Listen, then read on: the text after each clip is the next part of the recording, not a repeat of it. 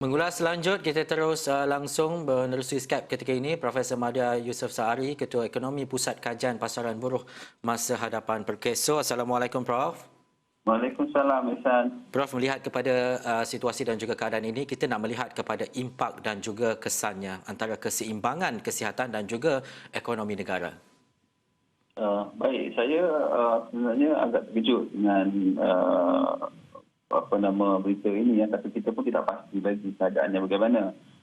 Saya terus sebelum ini pun saya konsisten menyatakan bahawa pengalaman kita pada tahun yang lepas 2020 dalam melaksanakan PKP selama 2 bulan itu sudah memberi tunjuk yang jelas pada semua pihak bahawa kesannya amat teruk, amat signifikan ya kepada ekonomi negara dan juga ekonomi rakyat secara keseluruhannya. Jadi amat penting dekat sini untuk kita mencari titik seimbang yang mana kita boleh kurangkan risiko ekonomi itu dan sama mengurangkan risiko kesihatan akibat pandemik COVID-19.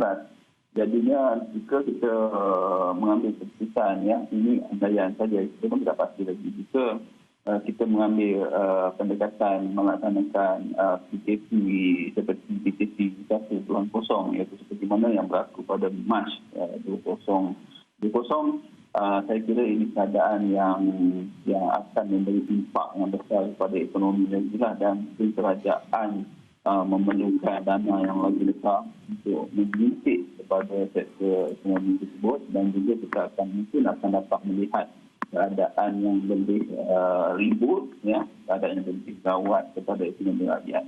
Itu yang saya boleh nampak pada keseluruhannya. Dan juga Prof, kita bila bercakap berkaitan dengan penularan kes pandemik COVID-19 dan kebanyakannya juga ia melibatkan kawasan-kawasan industri, perkilangan dan sebagainya, dan itu yang menunjukkan peningkatan kes dan juga jumlah kes COVID-19. Tapi sekiranya keadaan dan juga situasi ini, penutupan ekonomi khususnya, bagaimana kita harus merasakan ini perkara yang perlu kita telan walaupun pahit? Nak telan ia terlalu pahit, itu yang agak sukar untuk memberi jawapan yang konklusif dalam keadaan ini ya. Kerana kita tahu bahawa sektor perkilangan ini, sektor pembuatan ini agak sukar untuk dilaksanakan work from home. Kerana kita tahu bahawa sektor perkilangan aktivitinya berlaku di kilang. Kita tidak boleh outsourcing atau membawa mesin balik ke rumah. Maksudnya begitu ya. Tapi pengurusan insya-Allah kita boleh melaksanakan work from home. Jadi kekangan itu perlu diambil kira ya, dan kita tahu bahawa sektor pembuatan ini adalah sektor yang tunjang kepada ekonomi negara ya. Jadi tutup satu sektor kehilangan ini seolah-olah kita macam saluran utama jantung kita tutupkan buat ketika lah, dia mungkin memberi impak yang sangat signifikan kepada ekonomi itu sendiri. Dan juga Prof, sekiranya keadaan ini terus berlaku, peningkatan kes dan sebagainya, adakah kita memerlukan pada pandangan Prof jangka waktu yang tepat, seminggu, 2 minggu atau sebagainya, untuk kita betul-betul faham dan juga melihat kepada keadaan ini dapat diselesaikan ataupun dapat dikurangkan kes itu, terutamanya melibatkan industri-industri tadi? Pada pandangan saya yang pertama bahawa ya kita perlu melaksanakan, tidak boleh lagi melaksanakan pendekatan seperti mana yang kita ambil sebelum ini. Yang mana kita ambil sebelum ini adalah kerana dalam keadaan ini saya nampak ya COVID-19 ini telah berada di mana-mana sahaja dalam masyarakat kita. Jadi kita perlu menerima hakikat dan kita perlu letakkan konsepnya adalah ia berada di mana-mana dan kita boleh terkena pada bila-bila masa. Dan tidak semestinya orang yang kena itu adalah mereka yang menunjukkan gejala-gejala seperti yang kita lihat kes-kes yang sebelum ini. Jadi bagi saya amat penting dekat sini adalah untuk kita cuba dalam norma baru ini, cuba kita melakukan aktiviti ekonomi itu dengan disesuaikan dengan keadaan pandemik COVID-19 itu sendiri. Jadi kecuali kalau mereka yang menunjukkan tanda-tanda dan ada kesan yang signifikan, hanya mereka ini saja yang perlu mendapat rawatan ataupun sebalik apa saja keadaan yang diperlukan sesuai, kerana kita tidak boleh lagi bertarik tali ataupun terlalu meletakkan COVID-19 ini sebagai satu perkara yang menyebabkan kita tidak boleh bergerak ke depan, ya.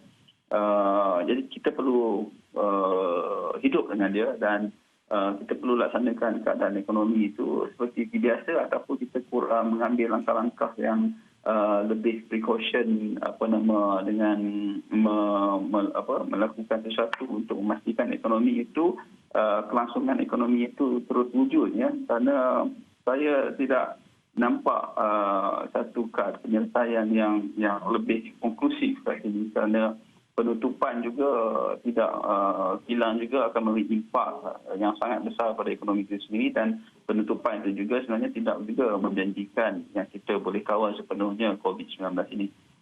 Dan juga Prof, akhir sekali, kegusaran masyarakat dan juga mereka yang berada dalam industri ini pastinya berkaitan dengan ekonomi, kelangsungan hidup dan sebagainya.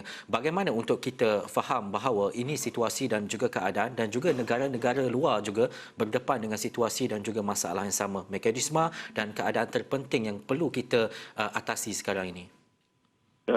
Pada pandangan saya, ya, dalam kita untuk mendepani situasi ini, kita perlu semua pihak, ya, pekerja, majikan dan keseluruhan masyarakat ini perlu ambil langkah masing-masing, ya, untuk memastikan kita berada dalam situasi risiko yang kurang kepada jangkitan pandemik ini, dan yang sama juga kita cuba mencari ruang, mencari jalan bagaimana untuk kita mencari kelangsungan ekonomi itu sendiri. Sebabnya seperti yang saya beritahu tadi, kalau kita mengambil langkah melaksanakan total lockdown, ya, seperti mana yang telah berlaku sebelum ini, ia sangat risikonya sangat tinggi kepada ekonomi itu sendiri, dan juga risiko kepada ekonomi keseluruhannya dari sudut kedudukan fiskal kerajaan dan juga kedudukan keuangan isi rumah. So kita tidak dalam jangka masa sederhana dan jangka masa panjang, saya kira impaknya sangat besar kalau kita melaksanakan PKP seperti mana PKP 1.0 dahulu. Jadi saya harap, ya, kita kali ini lebih mengambil keputusan yang lebih baik, ya, keputusan yang mana kita seimbangkan, carilah keseimbangan antara ekonomi dan juga kesihatan. Penutupan aktiviti ekonomi itu tidak akan membantu ekonomi rakyat dalam jangka sederhana, jangka masa panjang. Seperti yang saya selalu beritahu, ya, Ihsan, ini kita sekarang ni berhadapan dengan timbal balik antara coronavirus dengan econovirus ni. Baik, terima kasih Profesor Madya, Dr. Yusof Syahri, Ketua Ekonomi Pusat Kajian Pasaran Buruh Masa Hadapan Perkeso, atas penerangan, dan itu antara keseimbangan yang dilihat berkaitan dengan COVID-19 dan juga keadaan dan juga situasi ekonomi.